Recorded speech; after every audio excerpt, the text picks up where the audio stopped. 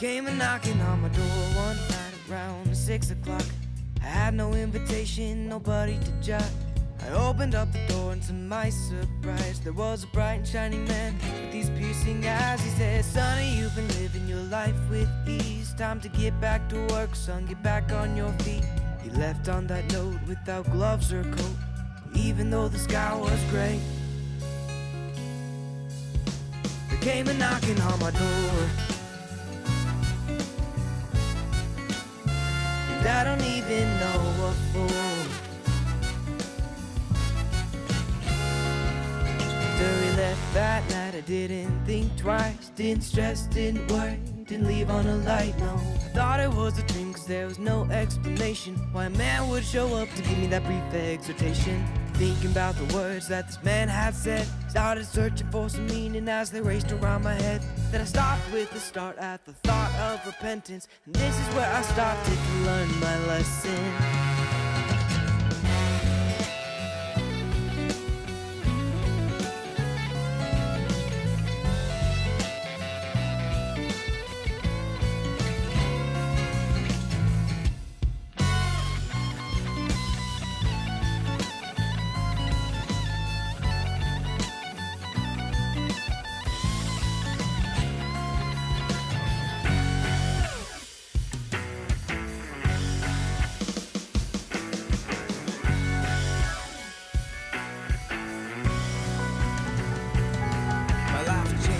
So many ways, started working, started earning, got a job, making minimum wage. Now I praise the Lord for the life that he gave, for the pain and all the suffering, for my soul that he saved. Now I'm walking around, talking aloud, preaching the town. I don't know if they'll listen, but I won't step down now. Whoa, there came a knocking on my door.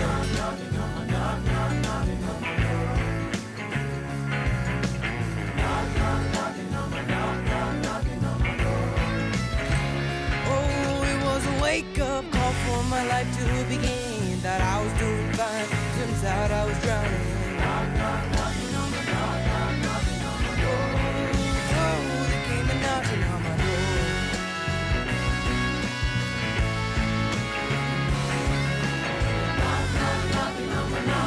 Knocking on my door.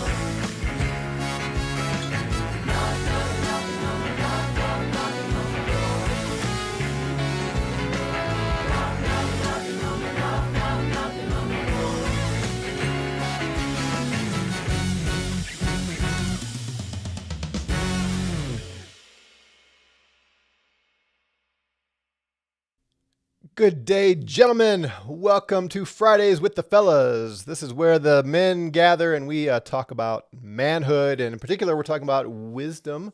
So glad that you're here. Keith says he's ready to go, except he'll pass on the coffee. Yeah, you like to pass on that coffee. That's all right. That's all right. You don't have to drink coffee to be wise. You don't have to. You don't have to drink coffee to have a great day, but it helps. Hey, Mike, glad to have you with us as well. So we're talking wisdom and being men of wisdom. And let me ask you a question.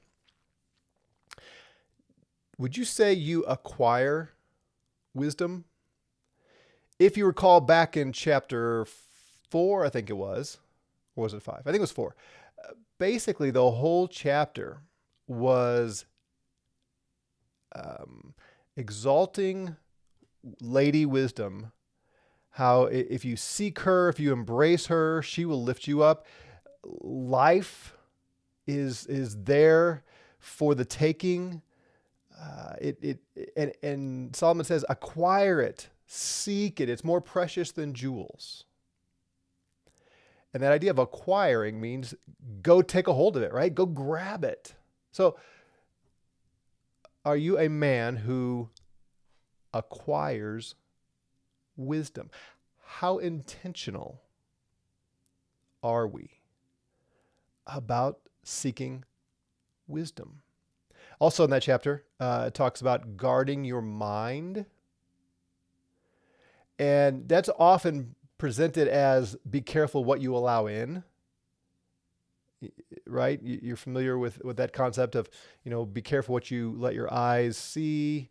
and the media that you partake of, whether it's on social media or television or radio or whatever. Just be careful of what you let enter your mind, which is all good and right. But I think the emphasis there is guard what you allow your mind to think of.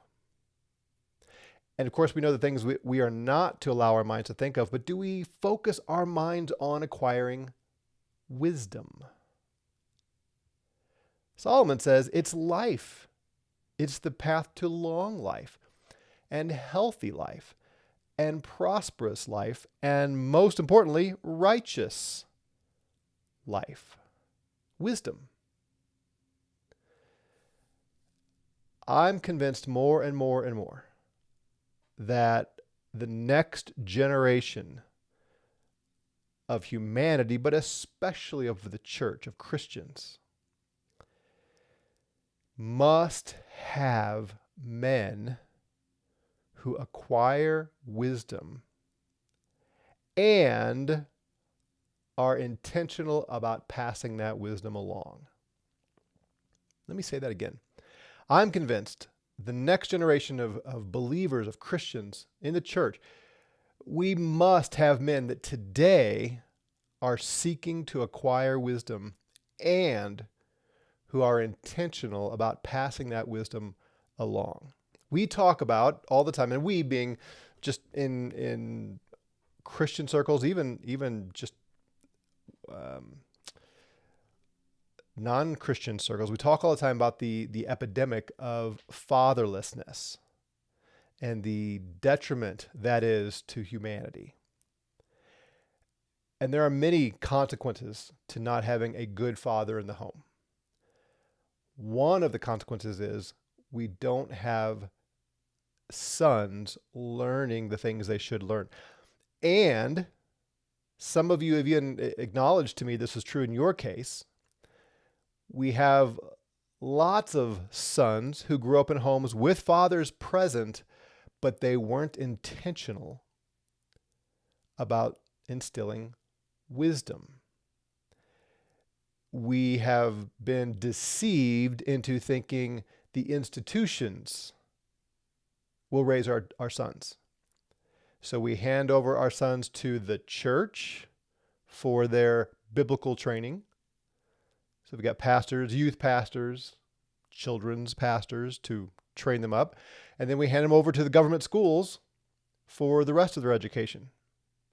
And fathers are abdicating the responsibility given in Ephesians 6. Fathers, you raise your children in the fear and admonition of the Lord. So we have a generation or two of sons who had fathers in the home, but they abdicated the responsibility, and thus they weren't taught wisdom. Of course, there are exceptions, and maybe you are an exception. But we must have this. So here's my challenge to you before we actually get into the specific proverb I want to look at. You take it upon yourself. You can make a difference. Take it upon yourself to acquire wisdom. Really ponder these things that we're talking about. We've got this entire book of Proverbs that is intended to teach wisdom. And then be intentional about passing it on to others. I think if you were to gather a group of men and say, hey, let's go through Proverbs, and you walk through it like we're doing here, I think you would find there are a lot of men hungry for these discussions. We discussed this last night with our group, and one of the guys made an interesting observation. He said, like on Sundays when we're studying through the book of Acts, that we have to first really develop the meaning. So I, as the teacher, am often unpacking, expounding the meaning of the text, and then we can talk about, okay, how do we apply this? What's the significance for our lives? That kind of thing. With the Proverbs, you don't have to spend a lot of time really diving into the meaning. They're pretty straightforward. So all the discussion is on how can I become wiser? And guys love to talk about that, and you'll find there's a lot of shared wisdom that can be given from one to another in the group. And at least I'm finding these guys are really applying it, and they're starting to see it more and more. So I just, you watch what's happening in our world today and among Christians, and my heart is grieved for the folly and unrighteousness of so many who claim to be Christians, I think we've got to turn this around. And this is one of the means. It's not the only one, but I think this is an extremely important one. I look at my son. He's a wise young man, and he is going to have an impact. My now son-in-law, he's a wise young man. He's been with us for about a year, and not that he wasn't wise already. He had a good father and learned a lot of this stuff, but he's learning more as we dig into the Word. He's learning even more, and it's showing, and he's going to have an impact on others. My son's going to have an impact on others. That's multiplication. That's expanding. That's what we want to do. Lon says, do you think non-believers can acquire wisdom, at least as the Bible regards it? No, not in the sense that the beginning of wisdom is fear of the Lord. So can the person who doesn't fear the Lord, can he learn that it's better to save money than to be in debt? Yes. Is that wise? Yes. But where that begins to break down in his life is if he's not doing it out of fear of the Lord, then it's very possible that someday he will compromise on his principles, or there'll be some other weakness in the system. Now, that I think it's possible for non-Christians, people who don't fear the Lord, I think it's possible for them to make some wise decisions, but they're not lasting and they're not truly wise because they don't fear the Lord. Does that make sense what I'm saying? All right. So this proverb we're going to look at today, actually two of them, kind of follows on what I was just saying. Chapter 10, verse 11, Solomon says, the speech of the righteous is a fountain of life, but the speech of the wicked conceals violence. So we'll take the negative first. The wicked person, when they talk, what lies underneath their words, whatever their words are, is violence. It's wrongdoing. It's more wickedness. So they don't just come out and say, hey, I'm a wicked, violent person. I'm going to do wicked, violent things. Here I am. No, they're going to talk smooth, but what's ultimately going to come about is wickedness. Whereas the speech of the righteous is a fountain of life. Think about that imagery. Think what a fountain is. It's a spring. It's where whatever is under the surface comes out. You think of a water fountain when you're thirsty. You love to find a water fountain. And what comes out of a water fountain? Water.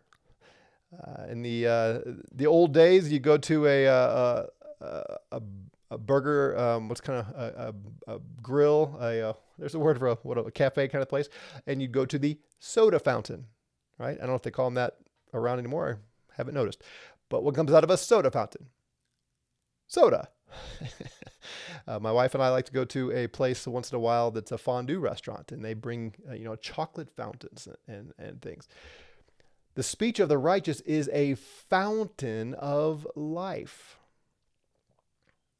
Righteous people who are doing what is right, who are pursuing just conformity to God's commands, their words are a fountain of life. You probably think of Jesus saying, out of the heart comes, and he lists all the wicked things because the heart bubbles up and comes out. The fountain is the mouth coming out from what's in the heart. It's like the well is their heart, which is full of wickedness, and out when they talk comes all this evil. Well, conversely, the righteous one speaks things that will teach you how to live and live well. So my question is, do you know people who are a fountain of life? Do you know righteous men who just speak things that help others live rightly and live well and make wise, sound decisions? We need those men. We need to seek them out. We need to learn from them, and we need to be on guard against the wicked. But the righteous, we need to listen to them. And we're foolish when we know someone acts wickedly. We are foolish to trust their words. Now, even wicked men say accurate things now and then, and they can even give advice better than they know. But their motives usually are mixed at best. And so we need to be careful. But a righteous man, we should listen to them. And if they're living well, living rightly, they can teach you how to live rightly. Now, let me turn this around to what I was saying at the beginning. Are you a righteous man? Are you pursuing living well? Then speak it. The speech of the righteous is a fountain of life. You need to speak to others, especially young men. Be the fountain of life. Teach young men how to live. I've spent the better part of the last 25 years helping men become better husbands, better fathers, take care of their money, take care of their homes, take care of their yards. Not that I'm an expert in landscaping, but just this home is yours. It belongs to you. Take care of it, right? Protect it. Urging men to become more productive because that's what we're called to do. To think through how they spend their time. And I've been told so many times by men even quite a bit older than me, I've never had anybody willing to talk me through these things. We need people. You need to pursue wisdom, and then you need to be that fountain of life for others. Lon says, I've known many such men, and they have each blessed my life. Yes, and now you need to seek out some other men and bless them with those words. We need to do it. There's something about the generation older than me. There is a hesitance I have found. We have this false humility that we've been taught that, and this is a generalization, there are exceptions, but I think of a lot of them and a lot of the elders in the church I used to belong to. There was wisdom there. And when I would talk to them about mentoring other men and so on, there was this hesitance, like, oh, I don't think I have much to offer. I'm just this low, we've this doctrine of total depravity has sort of it's grown legs and taken over. I'm just worthless. I'm useless. I'm a slug. I'm nothing. Just, except for Jesus, I'm nothing. That's not a biblical view. We do believe in the Holy Spirit who is sanctifying us, right? We believe that Jesus has made us new, that he is renewing our inner man, that we are growing in grace and knowledge of the Lord Jesus, right? I mean, isn't that what the New Testament teaches us? We can grow in wisdom. We can acquire wisdom. We can become more righteous. If you've been a Christian 10, 20, 30 years, and you haven't grown in wisdom and righteousness and sanctification, I mean, biblically speaking, there's reason to question, are you truly a believer at all? Whenever you had the new birth,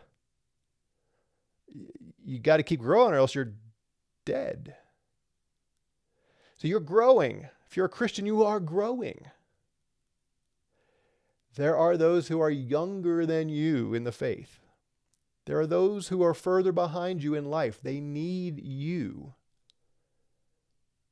to be willing to be the fountain of life for them. And I don't know what it is, but there's a lot of men who are hesitant to believe they have anything to offer, to reach out to others, say, hey, come with me. Let me show you how to do this. It could be something very practical, fix cars, work around the house, finance. You know something about finance? There are men who don't have a clue about good saving and investing principles. They need you.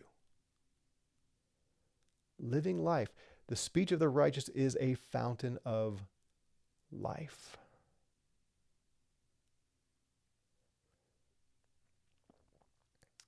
I'm sorry, I'm pausing here. I'm trying to think. I had intended to go one more verse. I'm trying to decide whether or not to do that. I think I'm gonna wait. Let's just sit here. Do you have any questions, comments on that? Do you all know? Do you see? Do you experience? So, Lon, you said you've had such men in your life. I'm curious. Did they pursue you, or did you pursue them? In other words, they look at you and say, "Here's a guy that I think I can influence for good," and invited you along life somehow and spoken to you, or did you seek them out? Say, "Hey, I see that you are wise in these areas. I would love to learn from you." I'm curious. And while you're responding to that, let me take a look at your next comment here. Lon says, "I've never been shy about mentoring others, but don't you think it's difficult to perceive the effect you are having? That there is not a formula for doing so?" Yeah, definitely not a formula. Um, it can be difficult to perceive the effect you're having. If you're at least the guys that I've poured into, we have set specific goals. So it's not just me talking. Here on live stream, that's pretty much all I can do is just talk at you, just put it out there, and I don't have any way to gauge if anybody's applying anything. But the guys I'm talking about that have really invested in, we set specific goals, and sometimes it's simple as a budget. All right, you need to put together a budget, and next month you bring me a budget, and then we're going to talk through: is this a good use of your money? And then a couple months later, have you kept your budget? Bring me your actual expenses. Are you staying within the budget? That kind of thing. When it comes to loving your wife, we always set very tangible. Here are things you need to do to show love to her. Are you doing it? And I'm going to ask her. I'll see her in the hall on Sunday and say, "How's he doing?" So yes, you can't know for sure what the effects are, but wise living has specific goals in mind, objectives, which can be observed and measured to some degree. So while you can't have absolute awareness of what someone's doing, you can have relative. And so, yeah, I think there's no formula, but there is a way to kind of discern those things. So your answer to my question was they made themselves available, but I would say I pursued them. Yeah, so it's great. And this really does go both ways. All of us as men should be teaching others, leading others, being that fountain of life for others, and especially if you're younger, seek out someone. I just said, there's a hesitance in some of the older generations to believe they have something to offer and to take the initiative. So you take the initiative. If you see a man who's living well, you go ask him, "Hey, could we get together for coffee once a week, once a month, or whatever? Could I ask you questions about these aspects of life?" If you're interested in business, find a guy who's owned a business and who lives righteously, who's successful. Say, "Hey, could I come pick your brain, ask you questions?" Successful people, and by success, I mean success in a variety of areas. You're a good husband, you're a good father, you're good at taking care of your lawn, whatever. They tend to like to be asked. Not everybody. They tend to like to be asked to give input. Lon says, "I have a son and daughter who receive my advice, another daughter who does not." Well, yeah, you can't make everybody do that, can you? That's for sure. But there are people who will receive it. And we need it. We need it. Anybody else? Looks like we have a smaller group here today, but anybody else have thoughts? Do you get what I'm saying? Do y'all agree with me that there is some hesitance, especially in some guys my age and older, that there's a hesitance to take that initiative? Now, with a son or daughter, that's a little different. We may have a little more comfort doing that, although, as I said at the beginning, it seems like a lot of fathers haven't done that. But maybe there's a greater sense of responsibility. But in general, I'm just wondering if anybody else has had a similar observation and maybe personally just acknowledging, yeah, that's hard for me to do, is to initiate with others. Again, we sort of, I don't know, we have this false view of humility, as though humility means I'm supposed to say that I have no worth and no value. That's not biblical humility at all. All right. Well, our time is winding down. I just want to say it again. The world, especially Christians, need wise men who will become that fountain of life for others. You can do this, and I urge you to do it. All right, friends, have a great Memorial Day weekend. I'm going to take Monday off with the rest of you, and we will pick back up in Hebrews on Tuesday. Till then, God bless.